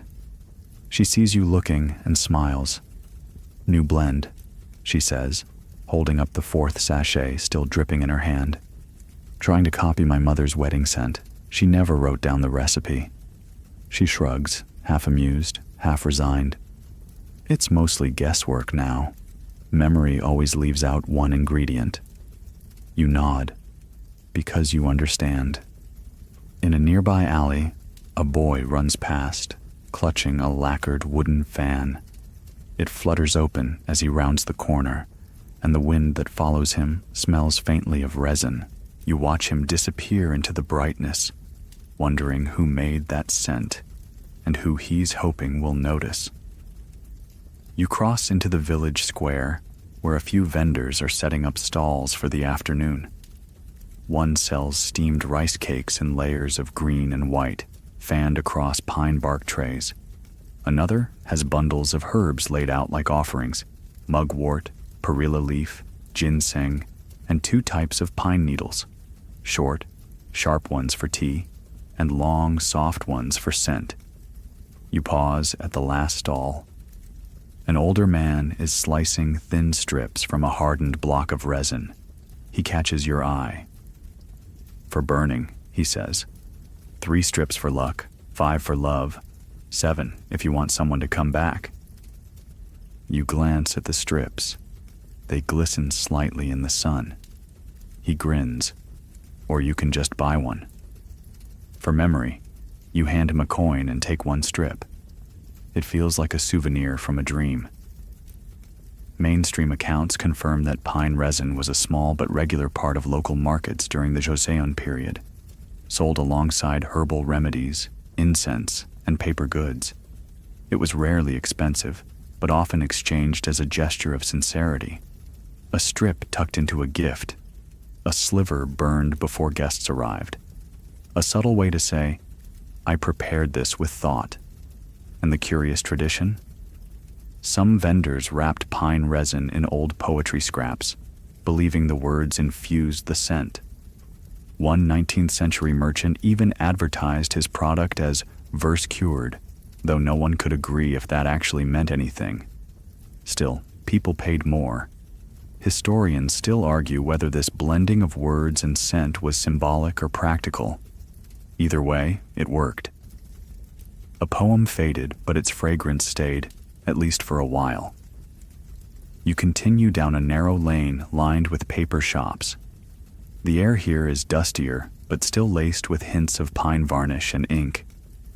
One shop has a calligraphy display out front. You pause to read. It's just a single line, painted in bold black strokes on rice paper. Even wind leaves a scent behind. The shopkeeper notices you and steps outside. He's young, but his sleeves are stained with ink. He bows and gestures to a table filled with narrow scrolls, each wrapped in twine. "These are infused," he says. You raise an eyebrow. He unties one and opens it slightly, careful not to let it unfold all the way. You catch a delicate aroma, pine mixed with chrysanthemum, faint, like dried laughter. "Most buyers want love poems," he says, "but I like the winter ones. They hold the scent longer." You ask how it's done. He explains. The ink is steeped in pine ash water before being ground. The scrolls are dried near sachets. Nothing fancy, just care, just patience. He picks up a smaller scroll. This one is blank. You write what you remember, then scent it later. You don't ask the price. You just nod and accept it. You tuck the scroll inside your sleeve. It brushes against your wrist, where the last trace of the morning's perfume still lingers. Further down the lane, children are folding origami cranes from pine-scented paper. The creases release tiny bursts of aroma as they fold, subtle enough that you wouldn't notice if you hadn't been trained by the last 2 days to notice everything. One girl tucks a crane into her satchel and whispers, "For my grandmother, so she can fly." You pass her quietly, not wanting to break the spell. Near the edge of the village, you stop one last time. A wooden bench sits beneath a single pine tree, bent low by decades of wind. You sit. The sun rests against your back. The breeze carries the softest song of resin and time. You take out the scroll, not to write in it, just to hold it, because now you finally understand. Some things are meant to be opened, some things are meant to be kept closed, and some things are meant to become scent. The bench beneath the old pine feels older than it looks. Its wood has softened from decades of sun and rain, the grain worn smooth by travelers who probably sat just like you, quiet, thoughtful, unsure if they were ready to leave or simply afraid to stay too long. Above, the tree creaks softly in the wind. Not groaning, not straining, just settling, like a floorboard in a familiar house. You tilt your head back and watch the pine needles shift. Light sifts through them in thin blades, flickering with every breeze. The scent here is pure, not blended, not bottled, not transformed into oil or soaked into linen, just pine, straight from branch to air, clean, honest.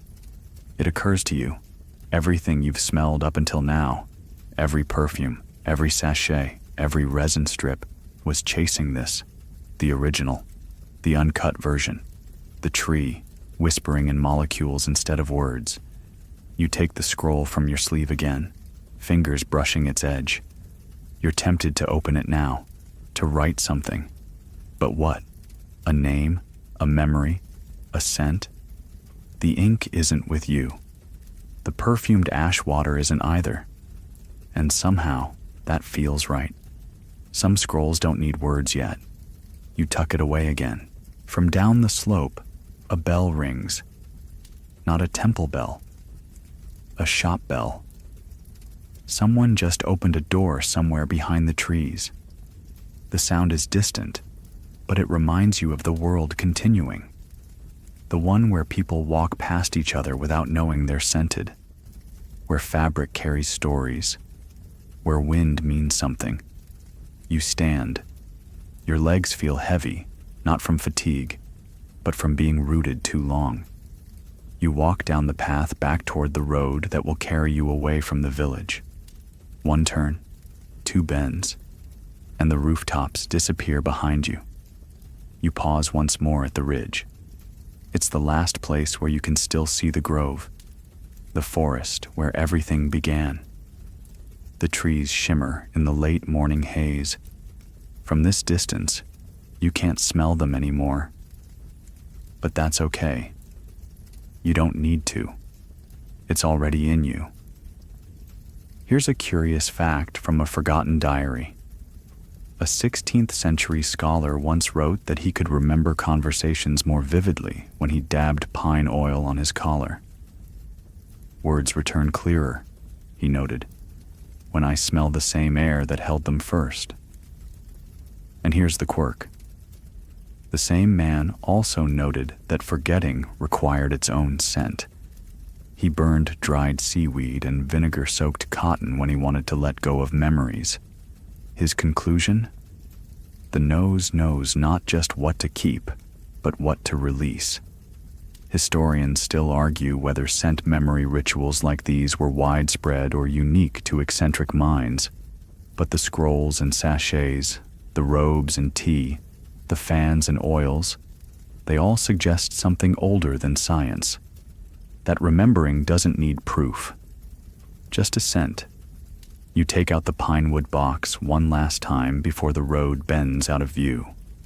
You press your thumb gently into the carved lid, still faintly sticky. The scent has already softened. Less bold now, more shadow than shape. Like someone walking behind you, not asking to be noticed, just staying close. You don't open it.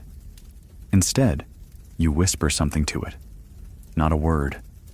Just the exhale of breath through your nose, the way the mountain did. You tuck it away and take your first step down the next road, and here's what follows you. The scratch of a pine twig broom on damp stone, the hush of water poured over ash in a porcelain bowl, the sound of a letter being folded, the warmth of tea brewed from wind-shaped needles, and a scent, neither strong nor faint, that reminds you the world is bigger than any single memory.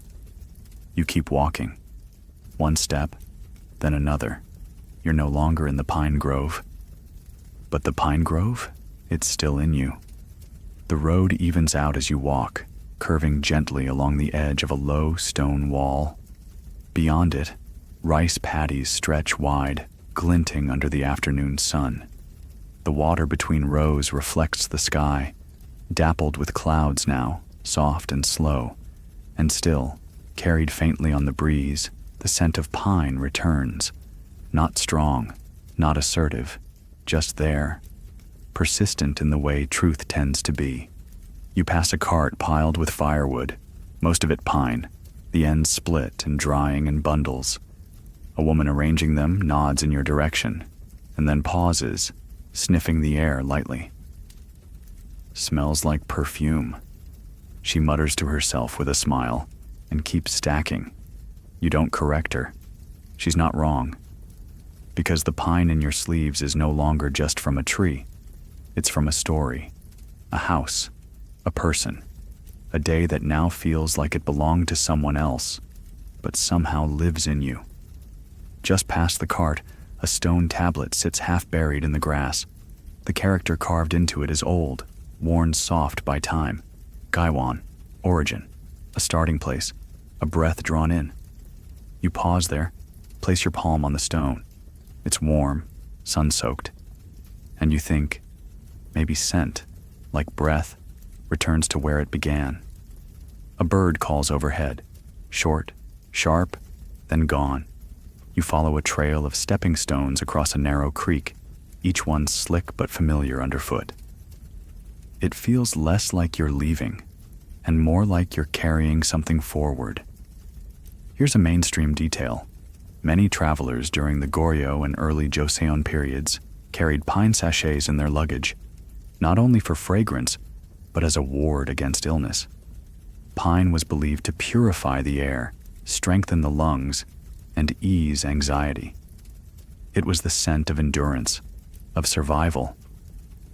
And the less-known side? A handful of letters between traveling scholars include what they called fragrance notations, descriptions not of events, but of smells encountered. Rain-soaked straw, smoke from early fires, ink still wet from a roadside inn. One simply reads, "Shared tea with a stranger." The room smelled like pine and regret. Historians still debate the point of these scent notes. Were they diary entries, emotional codes? Or maybe they were bookmarks, reminders to the future self of what it felt like to be there. You leave the tablet behind and walk toward the tree line that marks the edge of this province. As you pass under its shadow, the air grows cooler again. The pine trees here are younger, thinner, reaching. You brush your hand across their trunks as you pass. The bark flakes gently, releasing a dry, resinous scent into the warm afternoon. You remember what the woman said. Even ghosts dislike resin on their feet. But this forest feels less haunted and more watched. Not in fear, in care. You pause for water at a stone well, half hidden by ivy. The bucket smells of rope and moss. But when you sip, you swear the cup holds a ghost of pine. The faintest echo from a wooden ladle once dipped there, perhaps years ago. It makes you smile. Scent doesn't respect time. It follows feeling. A child runs past you on the road, chasing a ribbon on a stick. Her sleeves trail behind her like wings, and as she moves, a flutter of pine dust escapes from a sachet tied to her waist. She doesn't notice, but you do. You cross a small bridge just as the light shifts again, gold bleeding into orange. The sun dips low, throwing long shadows behind every tree.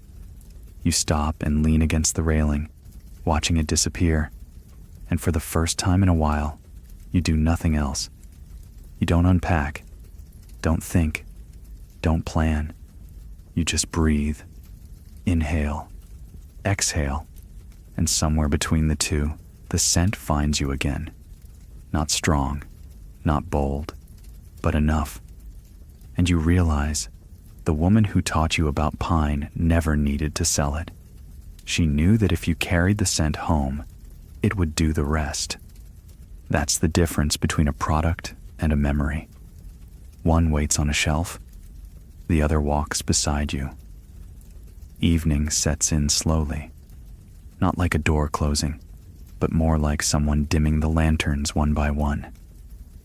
You follow the last stretch of the road as it meanders into a cluster of hills where the path narrows and the shadows deepen. The trees thicken again, pine mostly, and the scent returns in full. Only now, it doesn't surprise you. It feels like walking back into a familiar room, one that's been waiting. You take a seat on a flat stone at the crest of the hill. From here, you can see a sliver of the road behind you and the long sweep of stars just beginning to form above. The forest exhales around you. The breeze carries that now familiar note, pine and dusk and cooling soil. It lands gently on your clothes and in your thoughts.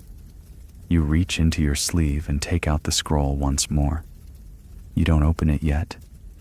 You just let it rest on your knees, warmed slightly by your hands. There's a kind of promise in the paper, one that doesn't rush.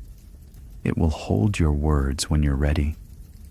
And until then, it holds your breath instead. You think back on every scent you've carried, from the sharp edge of uncut resin, to the tea that smelled like silence, to the sachet tied around the ankle of a running child. Each one was temporary, but none of them felt lost. They became part of you. Here's your mainstream fact. Some pine trees in Korea are known to live for over 600 years. They outlast dynasties, rituals, entire ways of life. And often, locals would refer to the oldest of them, not by size, but by scent. The soft one, the bitter one, the one that smells like morning after rain. And here's the fringe belief. In some mountain villages, it was said that pine trees could remember the footsteps of those who passed, that if someone returned to a forest after many years, the trees would greet them by scent, releasing resin into the air slightly stronger, slightly sweeter, just for them. Historians laugh at this, mostly, but the walkers remember. You open the scroll now. No ink, no brush, no oil. Just breathe. You press your thumb gently into the corner where the paper folds, not to mark it, just to be part of it. One quiet moment, captured in pressure. You fold it back and tuck it away, not because it's finished, but because it's full. You begin to walk again, following the curve of the path deeper into the hills. No destination, just direction. As the last of the daylight fades, you reach a ridge where a small shrine stands. Simple, unpainted wood, with a pine branch laid across its entrance. You bow instinctively, not out of belief, out of gratitude. Someone once stood here and left something fragrant behind. You sit again, not from exhaustion, just readiness. And in the quiet, you imagine the woman's voice. Not a conversation, just a presence, a breath on your shoulder, a wordless reminder. This scent is not yours to keep. It's yours to carry. You look up. The stars are brighter now. They stretch like spilled salt across the sky. The air has cooled enough that you hug your sleeves tighter. The scent is caught in the folds. You almost forget it's there, until it deepens again, warmed by your skin. You take out the pinewood box one last time. Open it, just a little, enough to let the scent lift once more. It rises slowly, no urgency, like steam from morning tea, like memory entering a room it used to know, and you let it go. Let it leave the box. Let it find the trees again. Let it belong to the night. Because pine was never meant to stay in one place. It was meant to be carried. In wood. In breath. In silence. In you. You sleep beneath the pines that night. Not in a house. Not under a roof. Just the open sky, the mossy earth, and the soft shelter of low branches arching overhead like hands gently turned palm down. The stars don't twinkle. They pulse, steady and slow. And the scent, even now, even here, holds close. Pine and dust, pine and breath, pine and the quiet weight of time slipping gently forward. When you wake, it's early, the kind of early that doesn't belong to clocks yet. Pale blue filters through the trees. There's dew on your sleeves. The scroll in your pocket is warm from your skin, and when you press your wrist to your nose, the perfume is still there. Faint, like the outline of handwriting that's been erased but never forgotten. You sit up slowly, stretching limbs that don't protest. The forest smells sharper now, cooler, laced with damp soil and something faintly metallic, like rain that hasn't fallen yet. But the resin is there too, rising off the bark as the air warms by inches. A fox trots through the underbrush, pauses to look at you, then disappears without a sound. You smile. You've learned not to need answers. Here's a grounded historical fact. Pine wasn't only a perfume or a symbol, it was survival. Pine nuts were gathered for food, pine bark boiled during famine, pine wood burned for heat. Even pine soot was collected to make the black ink that filled the brushstrokes of poetry and bureaucracy alike. The tree gave, quietly, thoroughly, without ceremony. And the quirk? Some families in the remote mountains of Gangwon province made pine pillows, literally sacks filled with pine needles, stitched shut and tucked beneath the neck during sleep. The belief?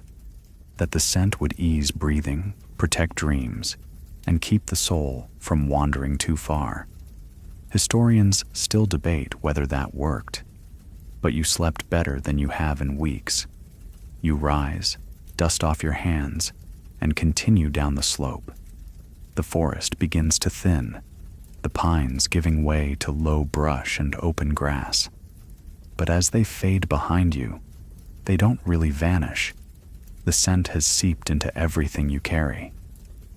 At the bottom of the hill, you find a field ringed with low stones. In the center stands a pavilion, not tall, not ornate, just 4 pillars and a roof. Inside, someone has left a bundle of pine twigs wrapped in twine, resting on a flat stone slab, a quiet offering. You step beneath the roof and sit. The wood is warm, the breeze steady. You open the pine wood box for the final time, not to take, but to leave. You remove the sachet, hold it once more, then tuck it gently beneath the pine twigs. It's not loss, it's return. There's a philosophy in old perfumery texts. The scent is not for the bottle, it is for the air, meaning fragrance only fulfills its purpose when it's let go, when it's allowed to drift, to shift, to vanish and be remembered. You leave the fan too. And the scroll? You place it beneath a loose tile in the floorboards, not to hide it, but to leave space for someone else's story. As you step outside again, the wind picks up. It lifts the scent from the pavilion in a long breath, sending it tumbling across the grass like a ribbon untied. You don't follow it. You walk in a different direction, letting the scent go its own way. The road that lies ahead is wider now. Straight. Civilization isn't far. You'll reach markets, crowds, and noise by nightfall. But already, you know the pine won't leave you. It's in the curve of your step, the rhythm of your breathing, the memory tucked under your fingernails. And even if the scent fades, and it will, it has already done what it came to do. It turned a walk into a remembering, a stranger's home into a lesson, a scent into a story. You crest one final ridge before the land evens out into farmland, and just at the edge of the rise, someone has carved words into a plank nailed to a tree. 4 characters, old brush strokes, weather faded. What fades remains. You run your fingers over the grooves, and for a second, just a second, you smell pine. You reach the edge of the valley by mid-morning. The sky is wider here, the wind steadier, carrying not the scent of trees, but tilled soil, hay, and the promise of a different kind of day. Villagers are already at work in the fields, sleeves rolled, feet bare, voices low. A group of women sort persimmons beneath a woven canopy, and the sharp, tart-sweet aroma cuts through the air with a sudden clarity. But beneath it all, like a thread you now instinctively follow, pine lingers, not from a tree, from a basket nearby, lined in dried pine needles to cushion the fruit. You step closer. The woman stacking them glances up and without pausing says, "Keeps the bruises away." Then, quieter, "And keeps the scent with them longer." You smile. It's always there, always doing something. Further down the road, a man carries bundles of pine kindling on his back. The twigs are bound neatly in cloth scented with lemon balm and pine ash. He walks without hurry, humming, and when he passes you, the wind that trails behind him smells like winter mornings, wood smoke, and old songs. You sit for a while at the roadside, beneath a trellis tangled with drying beans. Nearby, a group of children chase one another with long pine branches, using them as imaginary swords. Each time one sweeps past, the air is cut with a faint, peppery tang. You close your eyes. That scent again. It's not nostalgia. It's continuity.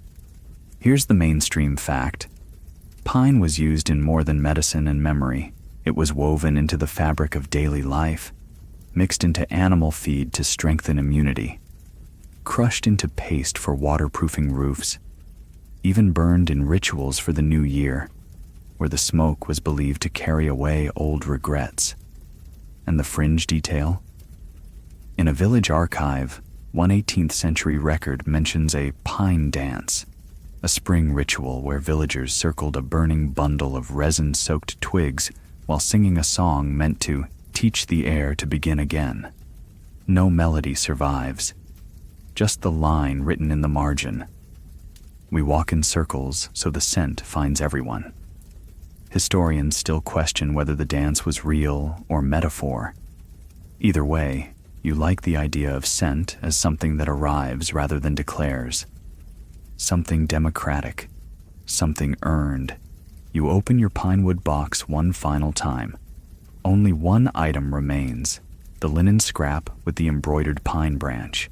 The thread is faded now, but the lines are firm, steady. You lift it to your nose. It no longer smells as it did. The scent is nearly gone. And yet, it's not empty. It smells of absence, which, in its own way, is still a scent. You fold it gently and place it in your satchel, not for safekeeping, just to be there, just to walk beside you. The road now curves past a shallow stream. You remove your shoes, step in. The water is cold and clear. It stings briefly, then soothes. You reach down and cup a handful, splash it over your face. It smells like minerals, like stone. But as it drips from your chin, something familiar lingers in the air. From somewhere upstream, a cluster of pine roots dips into the water. Still there, still offering. You sit on the stream bank until your feet dry. A passerby notices your open satchel and asks what you're carrying. You pause, unsure what to say. Perfume? A story? Just breath. So instead, you offer the only honest answer. Something I'm not finished remembering. They nod, as if that makes perfect sense. You watch as the road rises again ahead. The path isn't as steep anymore. You'll reach another village before sundown, maybe sleep at an inn, maybe boil water for tea and press your wrist against the steam to test what scent still lingers there. You may never find that exact perfume again, but that's the point. Pine was never about permanence. It was about presence. A scent that doesn't ask for your attention. It just gives. And if you're lucky, it stays. Not to hold you back, but to walk with you. Like the memory of a room warmed by morning fire. Like the echo of a voice that didn't need to shout. Like resin on a robe long after the person has left. The road stretches flat now, ribboned with low stone markers and lined with late autumn grasses that wave like they're half listening. You follow it calmly, without urgency. There's no hurry in your step, no map in your mind. The only direction left is forward, and the only guide left is what clings faintly to your sleeve. Pine, fainter now, much fainter, but somehow more powerful for it. At the next village gate, a boy leans against a cart, peeling a twig apart with bored fingers. You recognize the scent before you reach him. It's red pine bark, stripped and braided, soaked in vinegar and dried in sun. The old recipe for shoe polish. He doesn't know it, but with every twist of his fingers, the air briefly smells like your first morning in the grove. A memory disguised as a boy's idle chore. You nod as you pass. At a tea shop along the square, an older woman fans herself with a paper fan lacquered in pine oil. Not for scent, just for strength. But when the breeze hits you, it carries a trace of something gentle, a reminder. You sit and order nothing, just breathe. Mainstream history tells us pine was used not only in perfumes and rituals, but in tools. Bowstrings waxed in pine tar, spoons polished with pine ash, scroll rods sealed with pine oil to keep the paper from absorbing moisture. A tree woven into objects that outlived their makers. And the charming detail? A 15th century apothecary noted that pine scent lingers longer on regret than on celebration. Scholars believe he meant it literally, that sorrow somehow binds to resin more stubbornly. But you wonder, maybe the scent didn't cling. Maybe it comforted. Maybe it knew what needed to stay a little longer. Historians still debate whether scent was a language or just its accent, but by now you understand something they don't always write in books. Pine never needed to speak. It just needed to be there. The last hill of the road rises gently. You walk it without looking back. And when you reach the top, you see what lies beyond. Flat land, new towns, travelers on the move. The world stretching on. You sit once more, for the very last time, and open the pine wood box. It's empty now, not hollow, just ready. You run your hand across its surface. It smells like the first day you held it, like something that remembers better than you do. You close it for good. There are no bells here, no chants, no temple smoke or burning scrolls. Just a breeze, steady and clean, moving through the pines behind you. You turn slightly, let it pass over you. The scent is barely there now, and still, it fills everything. Because that's the truth no one writes in the labels. Real perfume doesn't impress. It haunts, not like a ghost, like a promise. A silent one, carried in sleeves, in paper, in breath. You stand, and before you take that final step forward, you smile once, soft, slow, grateful. Because now you know how the mountain says goodbye. It doesn't close the door. It just lets the wind carry your name. And now, as the scent fades and the road quiets, you feel your breath soften. You've walked far, not in distance maybe, but in detail, in time, in scent. The pines, once sharp and green, have mellowed to a memory, a warmth, a thread, still there if you want to follow it again later. No rush, no pressure. Let your shoulders sink. Let the air around you still. The grove is far behind, but part of it stayed with you. In your sleeves, your thoughts, maybe even your dreams. The perfumer's hands, the sachets drying in the sun, the scent of letters never sent. They're quiet now. Let them rest. If your fingers still smell faintly of resin, don't scrub them clean. Let the scent remain as long as it wants, and when it leaves, let that be quiet too. Not sad, just gentle. The wind has settled, the trail has gone soft, the box is closed, and you are home. Let the last pine needle fall. Let the story end, not with a word, but with a breath. A long, slow, unhurried breath. Inhale, and hold the scent of silence. Exhale, and know it stayed longer than it had to. The night is yours now. Sleep well. Sweet dreams.